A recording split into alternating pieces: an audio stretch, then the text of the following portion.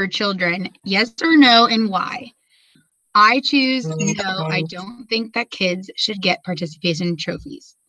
The reason is because I think that children need to learn how to earn things. If you get a participation trophy just for playing in a game and you're not winning, it's not teaching the children to work towards anything or to work harder. They're going to think that whatever they're doing currently is good enough and they're going to get things. I think that we're doing a lot of coddling for kids these days. Teachers can't take away recess anymore. You can't, in some schools, you can't put kids in timeout. And in a lot of schools, you're not allowed to give really any criticism in sports.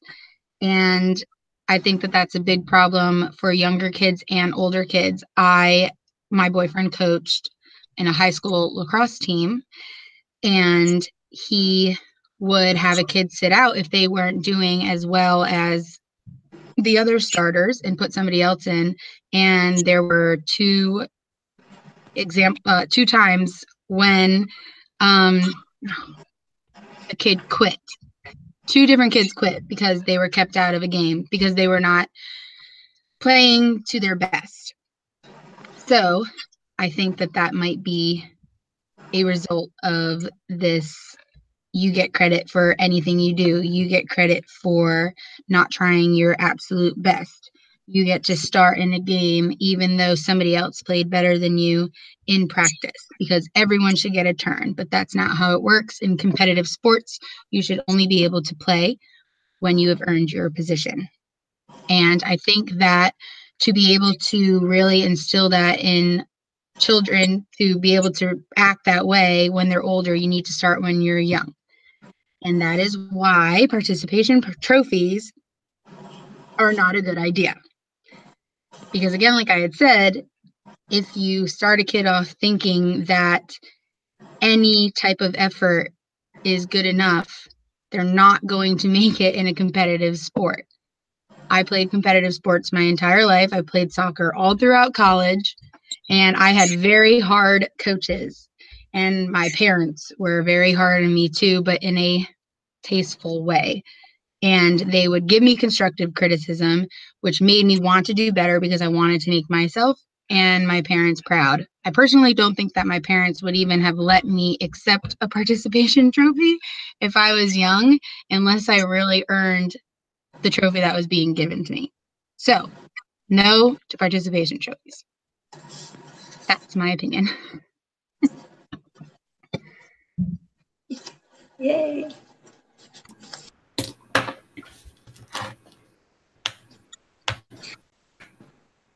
Three, two, one, begin. Okay, so I'm going to talk about my life. It's an autobiography of Laura Blodgett. I was born on October 27th, 1993 in Greensburg, Indiana. My parents are Tracy and Kelly Blodgett. I have an older brother named Travis and an older sister named Casey.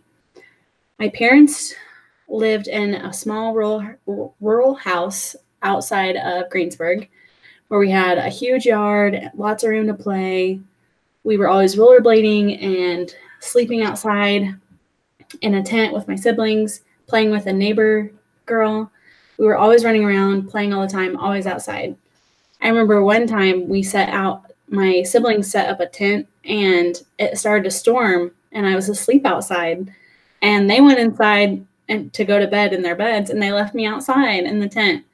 And I woke up at 5 a.m. so scared because my siblings were gone and it was windy and there was a hole in our tent. It was very traumatic.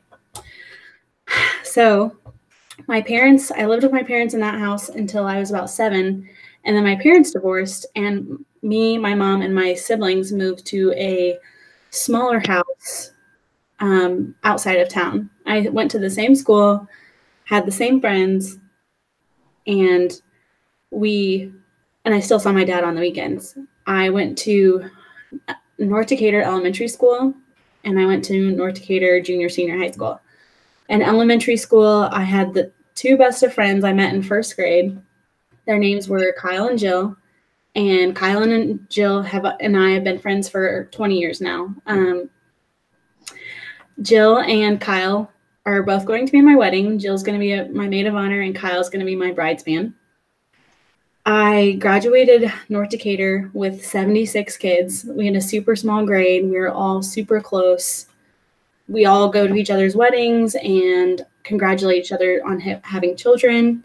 We all stay in contact, and we're all really there for each other. After high school, I went to college at Hanover College in Southern Indiana. It was a liberal arts school, and it was also really tiny. My graduating class was like 300. There was a total of 1,200 kids at the school, so it was a super small college as well. There is where I met my fiance. He was in a fraternity, and I met him one night at a party, and I met him when I was 20, and we'd been friends for a couple of years, and then we started dating. After we both graduated college, then I moved up here to Carmel, Indiana. I worked at a summer camp as a camp counselor, and there is where I met an ABA therapist who got me into the field. I had never even heard of ABA, didn't know anything about it. I started at an ABA center in the summer of 2016, and I've been there ever since. I started as a therapist and worked in the early learner program. So the kids that I work with range from 2 to 7. Then I was a therapist for 2 years, and then I started school and got a position as a program manager apprentice. So I work directly under a behavior analyst, and we have our own caseload of 7 kids. And our youngest kid that we have on our caseload is 2, and our oldest kid is 6. And they range in many functionalities from super low functioning to headed to school. So it's been a weird path, but I ended up doing what I wanted to do, and now I'm in grad school learning about it. Yay.